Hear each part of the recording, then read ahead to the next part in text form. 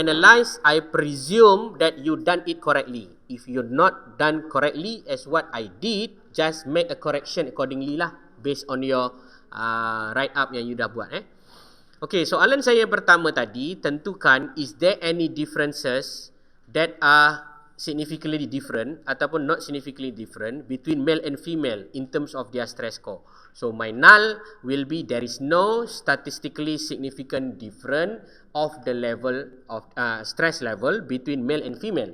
So my hypothesis alternative will be there is a significant difference of the stress score between male and female. Itu contoh null dan alternatif kamu. Betul? Kamu buat macam tu? Ayat dia lebih kurang gitulah kan? Awak tulis Melayu pun betul, tulis English pun betul. Cuma nasihat saya jangan tulis yang bahasa statistik lah. Bahasa statistik tu boleh tuliskan juga, tetapi sebagai footnote. Nanti awak lupa nak tulis dalam bahasa sebenar.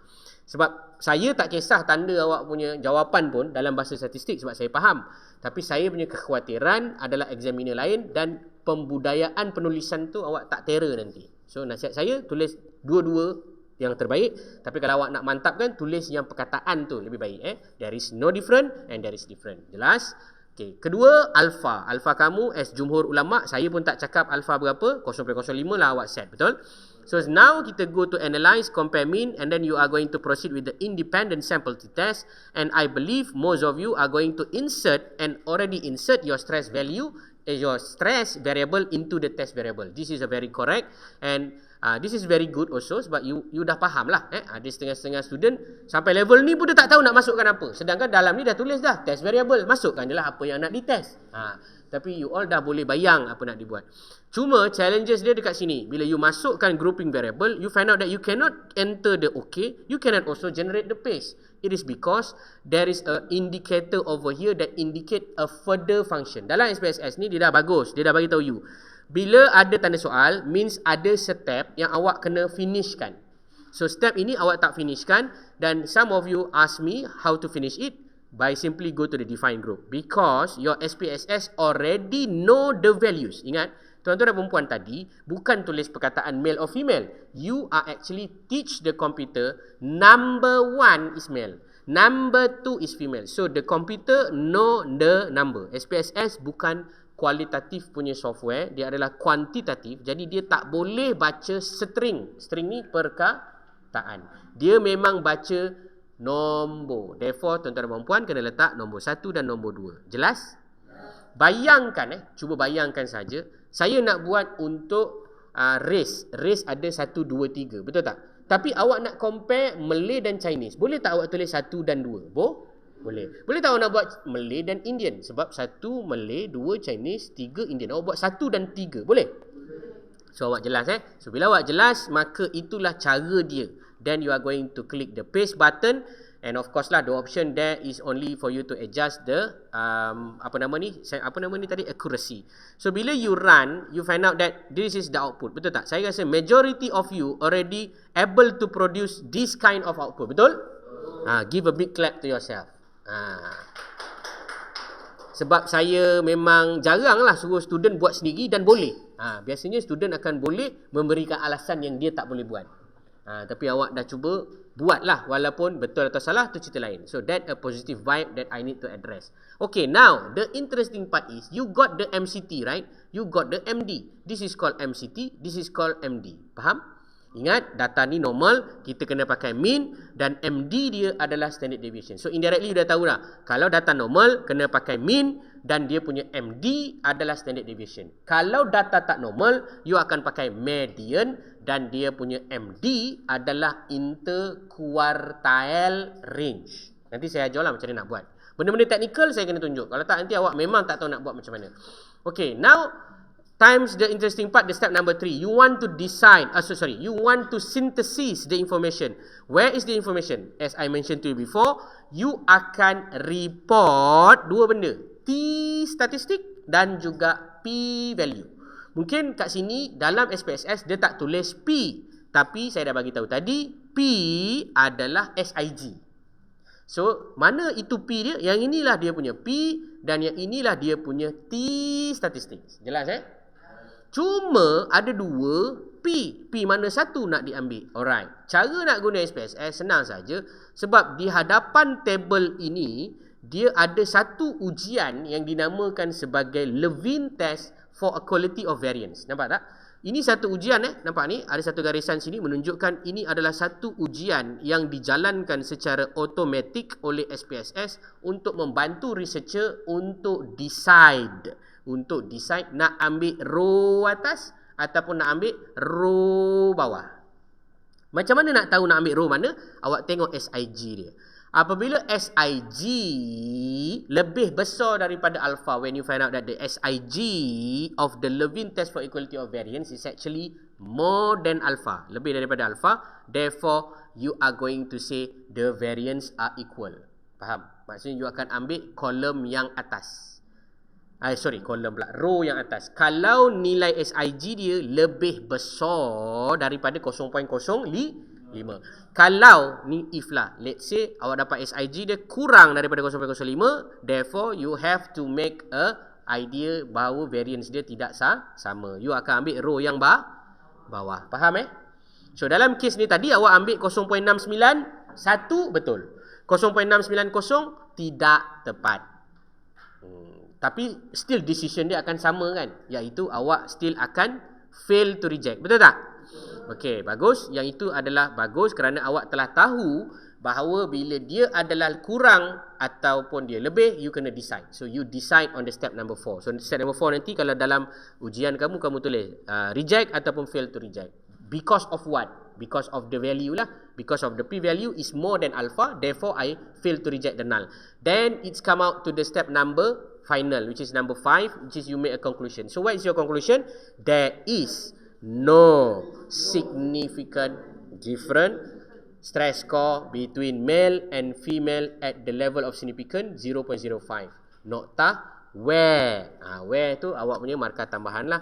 Where the male and female indicate the t-statistics difference is negative 0.403 and the p-value is 0.91, which is indicate the male is 9.6154 with the measurement of dispersion sekian-sekian. Itu semua sembangan lah untuk menambahkan lagi markah. Nak tambah lah macam tu. Jelas Okey. Macam mana? Okey, soalan yang bagus. Tapi ni teknikal lah kalau saya nak cerita.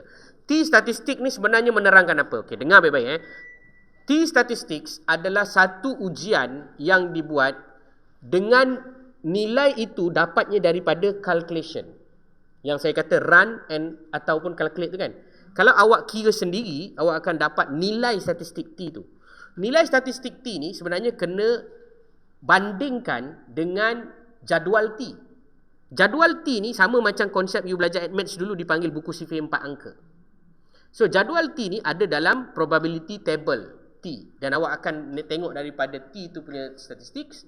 Daripada situlah awak akan decide untuk reject ataupun fail to reject berdasarkan dia punya rejection region. Itu dia punya konsep lah. Konsep dia. Tapi yang nak cerita tu macam saya kata, dia memerlukan calculation dan awak perlu ada buku probability tu. Okay. So tak nak pening kepala. T-statistik adalah value yang didapat daripada pengiraan. Dia digunakan oleh siapa? Oleh orang yang nak buat analisis statistik tanpa komputer dengan menganggur value ini dengan buku sifir 4 angka berkenaan. Jelas okey. Tapi oleh kerana awak pakai komputer, awak dapat dah value yang dianggap itu, iaitu 0.6941 ataupun 0.691 tu. Daripada situlah awak terus boleh buat decision untuk membuat perbandingan dengan alpha untuk reject ataupun gagal menolak. Sebab kalau betul-betul, okey, saya nak cerita ni seronok sebenarnya kalau nak cerita yang lebih detail, tapi saya takut dia akan jadi pustakaan. Tak apalah, saya tunjuk contoh. Allahumma salli ala Muhammad. Allahumma salli ala Muhammad. Allah. Okey, tak apalah, nanti sekejap lagi saya tunjuklah. Boleh? Sekejap lagi saya tunjuk Saya tak boleh nak login ni. Okey, sekejap. Okey, boleh ke? Sorry sekejap. Which one I have to click?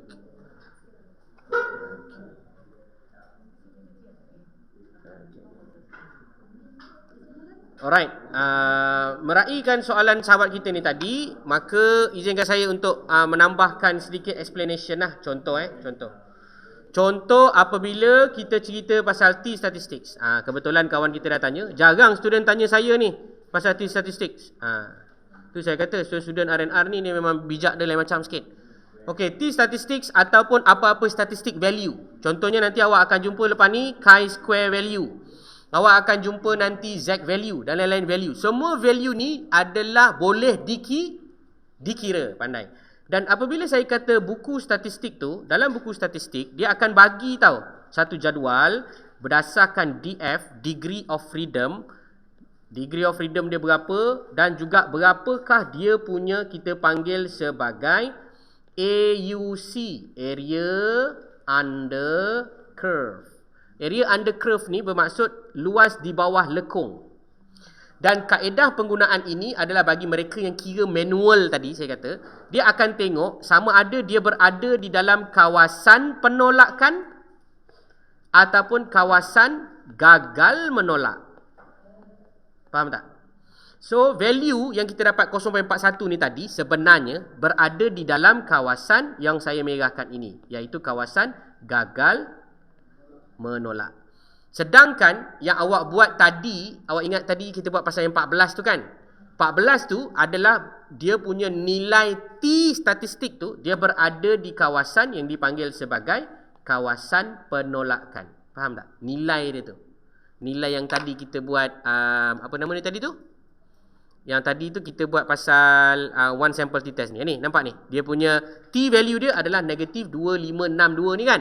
Dia berada di kawasan penolakan. Itu yang saya nak cerita. Secara asas dia begitulah. Faham boleh puan boleh nampak lah. So tak ada masalah. Soalan tadi ada soalan yang baik. Cuma aplikasi dia tu digunakan untuk secara manual, sedangkan yang anda gunakan sekarang adalah secara menggunakan P value ataupun probability value lah yang awak dapat. Okey, suka untuk saya tambah kat sini. Tadi saya cerita pasal CI. Ingat tak saya cerita pasal CI?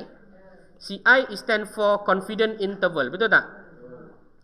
Confident interval ini juga membolehkan penyelidik seperti awak untuk membuat justifikasi nak tolak ataupun gagal menolak null. Cara dia macam mana? Awak nampak tak dia ada lower dengan apa? Dia ada cerita dia tahu, tapi saya nak bagi konsep untuk awak senang faham dan apply knowledge ni. Bila ini negatif, ini positif, dia langgar kosong ke dia tak langgar kosong? Dia langgar kosong tak signifikan. Tak signifikan maknanya there is no difference. Maknanya kita akan gagal menolak null. Faham tak? Dia samalah maksud dia dengan dia lebih besar daripada alpha. Faham Okey, contohnya awak tengok yang kawan awak buat, yang awak semua buat tadi mula-mula tu, nampak ni? Dia langgar kosong ke dia tak langgar kosong? So ini contoh dia significantly different. Faham ni contohlah. So bila awak baca journal, awak tengok benda ni dia langgar kosong, lepas tu tiba-tiba P value dia 0.05, awak tahu dia edit. Faham tak? Dia laporkan dia punya identified CI macam ni contoh, tapi P value dia kata ada different. Maknanya dia edit lah. Sebab P value tu boleh ubah sesuka hati. Sedangkan identified CI tak boleh ubah, boleh kira manually. Semua benda pun boleh kira manually. Cuma sebab P value ni pakai buku. Faham Bila pakai buku, buku sipir ni dia macam kita kena pilih kan. So dia boleh je pilih mana yang dia nak. Faham tak? Ini contohlah. So apa-apa pun, kenapa kita guna CI? Untuk buat perbandingan dengan kajian lain. So awak boleh tahulah kajian awak negatif 7 sampai 5. Kajian kawan awak negatif 8 sampai berapa. So spread tu kita boleh tahu berapa besar variation antara kajian kamu dengan kajian kawan kamu. Lagi besar variation dan spread, lagi banyak variance, lagi banyak variability, lagi banyaklah error. Faham contoh macam satu benda variance dia 2 dengan satu benda lagi ukuran tu variance dia 4. Mana variability lagi banyak? Variance yang 4. Bila banyak variability, banyaklah chances of error untuk wujud. Jelas? Macam awak jugalah buat karangan. Awak buat karangan 100 tepat-tepat sebab syarat dia 100. Tapi awak sengaja nak lebihkan, buat 120. Lagi banyak awak tulis, lagi banyaklah juga awak akan buat flaws. Faham tak? Salah Itu konsep dia. Okay, ladies and gentlemen, step yang kedua yang saya challenge you all tadi adalah membuat perbandingan antara pre dengan post ataupun before and after. Analyze, compare, mean. You all proceed with the PET sample t-test. Ada yang tanya saya tadi terus, Encik ni letak kat sini ke? Itu adalah jawapan yang betul. Itulah cara dia. Senang je kan? Kemudian awak boleh ubah alpha dan awak boleh tekan paste ataupun OK. Tapi still salah sebab kalau tak buat step 1 sampai 5. Siapa yang tak buat, bertaubatlah kepada Tuhan. Sesungguhnya awak memang kena buat sebab awak masih lagi belum jadi terror. Awak masih lagi teroris. Okay, ingat saya punya pesan tu. So anda boleh nampak dekat sini nilai dia adalah nilai T dan dekat sini adalah nilai P. Okay, bila dia buat 0,000 macam ini, saya ingin nasihatkan kepada tuan-tuan dan puan-puan, jangan anda buat P value 0.000 macam ni dalam kamu punya jadual. Ni kadang-kadang ada student dia nak buat research kan, dia akan buat macam ni. Salah Ya, awak kena buat notation P kurang daripada 0.001. Ini baru betul cara pelaporan. Selain daripada cara ni salah. Sebab tak ada maknanya bila you kata 0.01. Tetapi there is a makna bila you kata dia kurang daripada 0.01. Faham maksud saya? Statistically betul you cerita macam ini yang dalam you punya report, tapi you kena mentranslatekan maklumat dia kepada benda ni. Faham tak? Dia adalah value yang kurang daripada 0.01. Sebab value dia yang sebenar adalah 1 kali dengan 10 kuasa negatif 14. Nak tulis tu panjang sangat. Betul tak? Ni contoh kan, awak tengok saya double click saya boleh tahu tau value ni berapa. Contoh nampak 2.492 29 kali dengan 10 kuasa negatif. Maksudnya dia 8 banyak lah. So tak nak kita cerita benda-benda tu, kita buat kurang daripada 0.01. Faham Cara penulisan ni saya kena cakap cara penulisan. So yang nombor 2 ni kita tolak ke kita gagal menolak? Yang nombor 2 ni tadi, antara before and after, stress dengan stress 2. Kita tolak null ke kita gagal menolak null? Sorry, reject or fail to reject? Yang nombor 2, nombor 2. Yang stress dengan stress 2 ni, awak reject ke awak fail to reject? Reject. Tapi semua dapat buat analyze, compare, mean, PET sample ni boleh buat. Awak masukkan je variable kan, dia akan terus pergi column 1, column 2, which is very good. Ini adalah mean pada tempoh yang pertama, ni adalah mean tempoh yang kedua. Is there any different or not?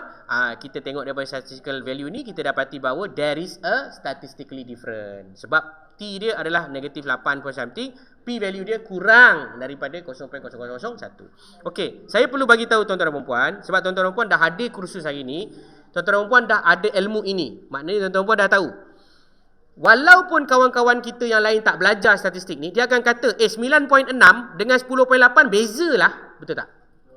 Tapi ini mata kasar. Belum lagi mata statistically significant. Faham So you sebagai seorang yang dah belajar benda ni, yang dah berilmu, you kena berbakti kepada negara untuk menyatakan, ya, memang nampak seolah-olah female tu lagi stres. Tetapi kalau kita bandingkan secara statistically, dia memang sebenarnya tak wujud pun signifikan beza mereka ini. Faham tak? Dengan kata lain, lelaki dengan perempuan sama-sama stres dia adalah pada tahap yang sama. So kita tak boleh kata, oh perempuan banyak lagi stres, so kita kena hantar mereka ni pergi rejuvenation ataupun macam terapi. Oh lelaki tak payah sebab dia kurang daripada 10 berbanding dengan perempuan. No, jawapan dia kau kena hantar dua-dua sekali sebab stres dia sama. Faham? Sebab tu bila you nak justify dengan orang, you kena tanya, is this statistically different or not statistically different? Oh, I do not know. Then let me teach you. If you still do not know, then find Mr. Sai. Faham? Itu cara dia. Alright, so now kita pergi kepada yang ketiga. Yang ketiga ni saya kena tunjuk sebab ANOVA dia mempunyai assumption tambahan. ANOVA cara dia pun sama je sebenarnya. Saya demokan sekarang. Tapi sebelum tu macam biasa, null dia apa? Saya nak buat ANOVA untuk apa? Okay, saya cerita dululah. Saya nak tuan-tuan dan puan cuba fahamkan, sejak lagi ni kita nak buat, ada tak beza antara kumpulan yang lebih daripada 2? Apa contoh kumpulan yang lebih daripada 2? Race, pandai. Race, kita ada Malay, Chinese and Indian. Betul tak? So, kita punya null, stres Melayu sama dengan stres Cina, sama dengan stres India. Faham So, kita punya alternatif, stres Melayu tidak sama dengan stres India, tidak sama dengan stres Cina. Kita buat semuanya directional. Kita buat semuanya tidak terarah. Mana kita kata ada beza je lah. Saya pun tak tahu siapa yang berbeza dengan siapa. Lantak mereka lah. Sebab itu adalah level lain. Kita just nak tahu ada beza, tak ada beza. Ada beza, tak ada beza. Settle. So cara dia compare mean macam biasa. One way ANOVA dan macam biasa dependent list nak letak apa? Pandai. Awak letakkan stress dan faktor awak nak letakkan apa? Awak letakkan pandai. Race ataupun bangsa X2 kita. Okey, cuma kat sini dia ada sedikit technical yang saya perlu cerita kepada tuan-tuan dan puan. Pertama adalah post hoc. Anda klik perkataan post hoc ni dan anda pilih Turki atau Turki. Klik Turki ni. Dia ada sebab kenapa you pakai Turki, kenapa you pakai Banferroni, kenapa you pakai Sidak, kenapa you pakai Dekan, LSD, semua ni ada. Tapi awak bacalah sendiri. Dia punya statistical explanation. Tema saya akan pakai Turki. Dan kemudian saya akan pergi kepada option. Maksudnya saya buat secara robust tau. Robust ni maknanya saya tak nak fikir banyak-banyak explanation dia. Saya just cakap saya pakai Turki, LSD. Kemudian saya akan pergi kepada option. Dekat option ni, tuan-tuan dan puan, ada beberapa option perlu dipilih. Pardon? Record record. Saya dah record. Okay, thank you. So, one way ANOVA ni, saya akan pilih descriptive homogeneity of variance test. Ini dua saya akan pilih. Descriptive dia akan bagi apa? Mean dan juga pandai, standard deviation. Kalau tak nak minta, dia bagi tak? Dia tak bagi. So, kiralah sendiri. So, jangan menjadi seorang yang tak cerdik. Anda kena pilih lah kalau boleh pilih. Homogeneity of variance ni adalah salah satu syarat supaya kita mengajar komputer. Tolong bagi tahu saya, boleh tak saya nak pakai ANOVA ni? Itu maksud dia homogeneity of variance. Dia ada assumption yang perlu dipenuhi. Kalau data seperti t-test, pet sample t-test, one sample t-test, assumption dia mudah je. Data mestilah normal. Tapi ANOVA dia tambah sikit. Dia bukan saja normal, tapi dia mesti mematuhi homogeneity test. Homogeneous. Ujian kehomogenesan. Dalam bahasa Melayu. Homogeneous ni maknanya kesamaan kegerupapan dia. Macam tu lah. Sama grup. Macam tu. Melayu dia saya tak berapa pandai lah. Minta maaf. Okey, means plot ni ada setengah penyelidik dia pakai. Ada setengah tak pakai. Saya tak pakai lah. Okey, kemudian saya boleh tekan continue. Dan last but not least is going to click the paste button. Okey. So macam biasa sebenarnya bila saya klik paste button, saya akan highlight dan run. Awak jangan rasa macam laju sangat. Tak laju pun. Saya just highlight dan run. Dan tuan-tuan dan puan akan nampak persembahan data berikut. Oh sorry, dia bukannya 3. Kita ada 4 kategori. Tapi still boleh pakai lah sebab dia adalah more than 2. Kita tengok kat sini, wow, Malay 8, Chinese 18, Indian 9, ada 9. Ni contoh lah, data main-main kan. Kemudian kita ada kat bawah ni test of homogeneity of variance. Kat sini paling penting. Saya nak tanya tuan-tuan dan puan. Tuan-tuan dan puan boleh hentam. Agak-agak boleh pakai ke tak boleh pakai ANOVA ni? Dan kenapa? Agak-agak lah. Boleh tak boleh? Boleh sebab?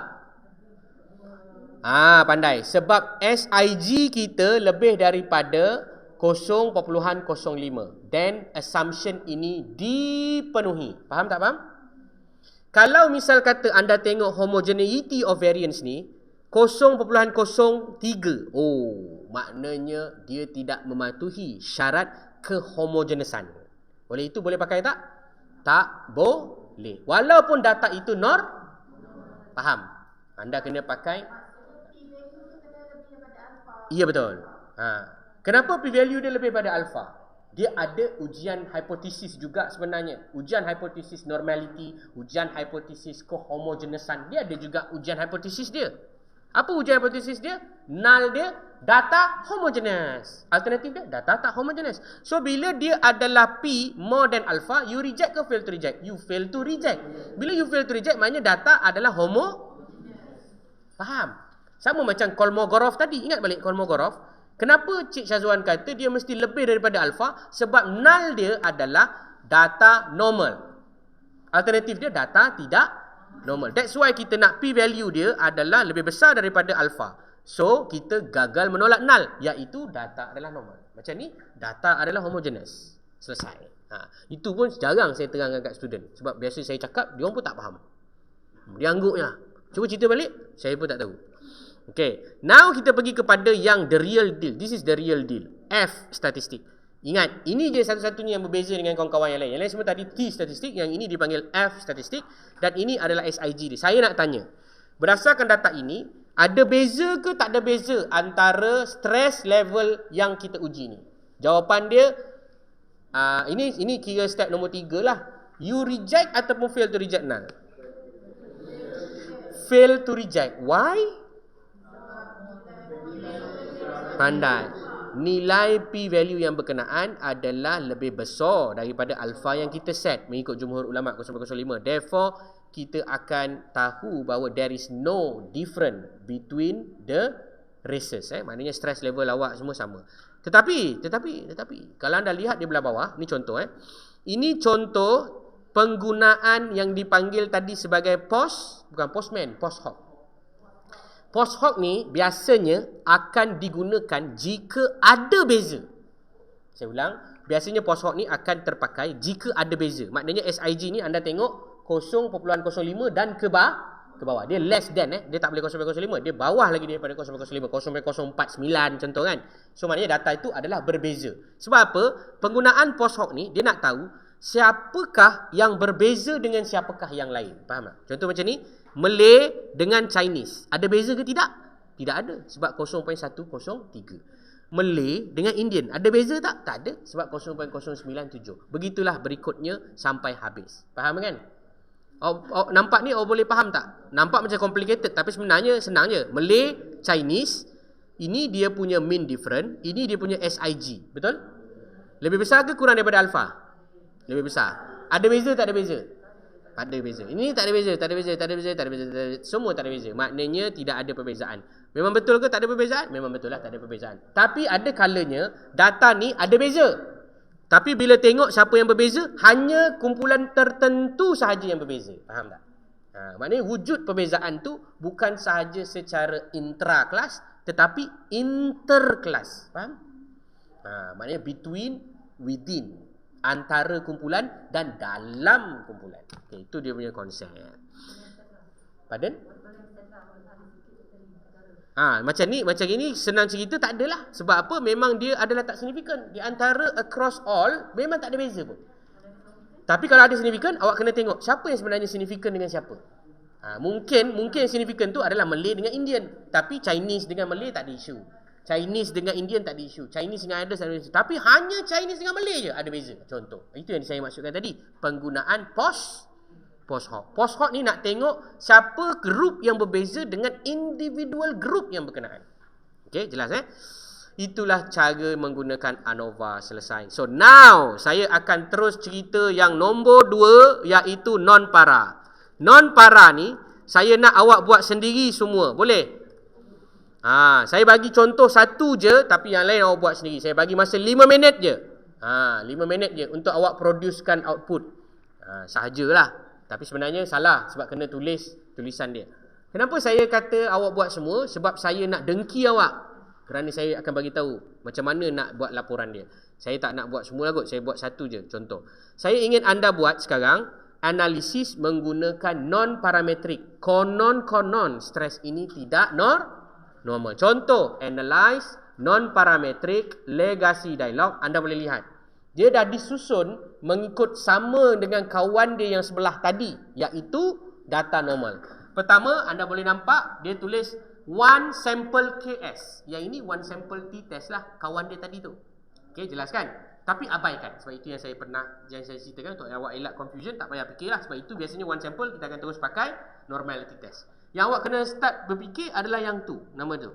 2 independent sample. Kawan dia tadi siapa? Independent sample. Lepas tu dia tulis kat situ K independent sample. Kawan dia siapa tadi? Pandai, ANOVA.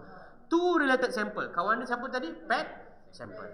Okay, untuk mengelakkan masa berpanjangan, saya nak challenge awak buat yang 2 independent sample. Boleh? Buat yang 2 independent sample saja. Boleh? Boleh. Cuba buat sekarang. Kejap lagi kita akan bincang jawapan dia. Ni, 2 independent sample lah. Antara apa dengan apa? Antara orang yang berumur bawah 30. Nanti awak tak ada pula variable tu. Antara male dengan female je, senang. Antara male dengan female, senang. Buat antara male dengan female. Cuba buat sekarang. Kejap lagi kita akan discuss sebagai jawapan. Saya bagi 2 minit je. Stress, ya benar. Stress dan antara male dengan female. Lepas tu terus buat dia punya penulisan lah sikit.